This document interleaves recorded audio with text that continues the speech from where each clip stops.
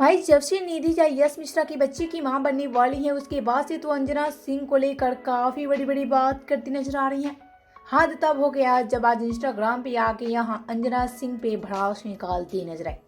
जी हाँ, निधि झा अंजना का नाम तो नहीं लिया लेकिन बिना नाम लिए ही उनको काफी ज्यादा खड़ी खुट्टी सुनाती नजर आई। निधि झा काफी ज्यादा झल्लाती नजर आई अंजना सिंह पर। भाई आपसे एक गुजारिश की निधि झा ने कहा कोई मेरा अपना ही है जो कि मेरी प्रेगनेंसी से बिल्कुल भी खुश नहीं है, वो नहीं चाहता है कि मैं मां बनूं। भाई यहाँ अंजना सिंह का नाम इनडायरेक्टली लिया है निधि झा और सच में अंजना सिंह बिल्कुल भी खुश नहीं है। जब से ये दोनों ने अपनी प्रेगनेंसी की खबर वायरल किया उसके पास निधि झा जहाँ काफी ज्यादा खुश होती नजर आई तो अंजना काफी ज्यादा उदास हो गई है। और अंजना सिंह आजकल सोशल मीडिया पे खूब ज्यादा उदास नजर आ रही है।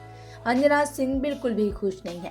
भाई अंजना सिंह खुश क्यों रहेगी, क्योंकि निधि झा तो उनकी सौतन है और वहीं यश मिश्रा तो उनके पति थे और ऐसे में इनके बीच तलाक हो गई है।